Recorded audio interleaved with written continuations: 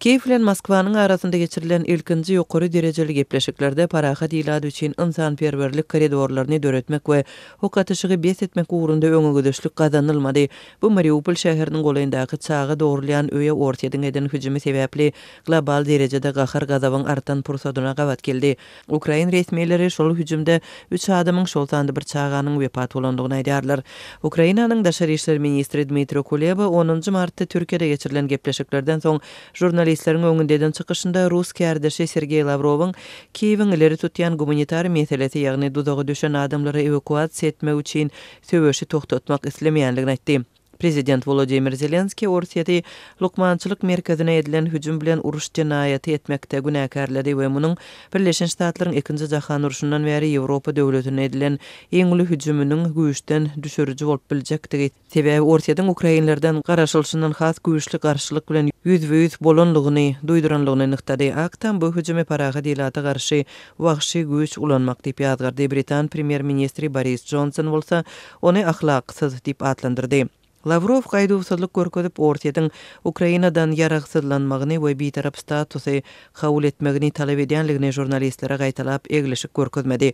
Kuleba Ukrainanyň boyun egmänligini, boyun egmeýänligini we boyun egmejekdigini gaýtalamak isleýärin diýip Türkiýanyň Antalya kurortunda geçirilen duşukdan soň jurnalistlere aýtdy.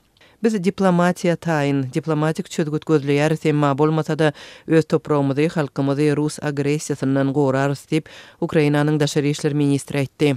Kulebanyň gumanitar koridor çağırışyna garamazdan Mariupol şäher geňeşi 10 martda has köp Rus okunyň atylandygyny habar berdi. Geňeş online habarynda bombalar öýleri urýar diýdi. Maglumatda Orsiýatyň gabawy wagtynda 1200 ýaşaýjynyň öldürilenligi aýdylýar. Gyzyl Haç guramasy 400 000den gowrak ilatly Mariupol şäheriniň insanperwer kömegine we evakuasiýa mätäçilatynyň apokaliptik şertlere duçar bolandygyny aýtdy. Ukrainanyň prezidentiniň geňeşçisi Oleksiy Arestovich Orsiýady Mariupoldan parahat ilatyň evakuasiýa edilmeginiň öňüni almakda aýplady. Kreml Mariupoldaky keselhana edilen hüjüme serediljekdigini aýtdy. Ýöne Lavrov strategiki Gara deňiz portundaky lukmançylyk merkeziniň milletçiler üçin harby baza bolup hyzmat edýänligini öňe sürdi. Onun söýleri Kremliň medeniýet sekretary Dmitri Peskowyň birnäçe sagat öň ol ýerde bolup geçen zatlar barada tahyk maglumatymyz ýok diýip beren beýanatyna açaçan garşy geldi. Mariupoldaky keselhana edilen hüjüm ýurtda lukmançylyk merkezine nişana alan ýeketek hüjüm bolmady. Kiýewden 150 kilometr gün batarda ýerleşýän 260 000 ilatly şäher Jytomyrda bomba 2 hastahana düşdi. Olaryň biri çağılar hastahanasy diýip şäher häkimi Serhiy Sukhomlin Facebookda habar berdi. Ol yaralanan adamlaryň ýokdugyny aýtdy. Ortaýa iki hepde öň Ukraina bilkatlaryny çözdüp başlaly bäri 18 sany lukmançylyk merkezine hüjüm etdi diýip bütün dünýä saglyk guramasy Ortaýatyň howa zarwasy zerarly Gara deňiziň Mariupol portundaky çağa dogurlayan öňü weýran bolmagynyň ýa-da aýtdy. Mariupola edilen hüjüm 10 000lerçe Ukraina raýatynyň Ortaýatyň edigderli bombalamagy sebäpli sebitleri terk etmäge synanşýan mahaly ýüze çykdy. Hüjümler diplomatiýa tagallalaryna we Günbataryň Moskwa garşy sanksiýalaryna garamazdan azalmaýany meňzeýär. Sumy regionyň häkiminiň aýtmagyna görä okatyşygy bes etmek baradaky ýerli ulalaşygy laýyklykda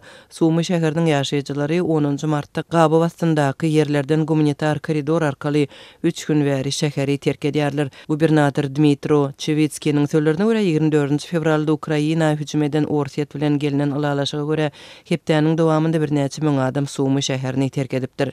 Bu aralykda Birleşen Ştatlaryň vice-prezidenti Kamala Harris 10 martda Warşawada Polşanyň ýol başçylary bilen Orsiýatyň çözüşi barada gepleşik geçirýär.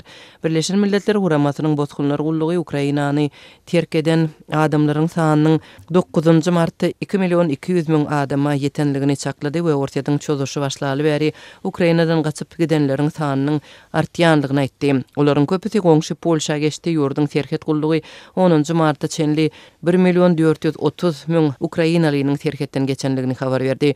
Ýewropa bileşigi ýene-de 14 Rus oligarhyny Orsiýatyň parlamentiniň ýokary palatasynyň 146 agdatyny we olaryň maşgala agdalaryny nişana alýan täze çäreleri girizip, Orsiýatyň Ukrainadaky agressiýasyna dahylly adamlara garşy sanksiýalaryny güýçlendirmegini dowam etdirdi. 27 agdaly blok 10 martda Fransiýanyň Versal şäherinde samit geçirer we Ukrainanyň çözüşini hem Ýewropada ýüze çykan energiýa krizisyny ara alyp maslahatlaşar.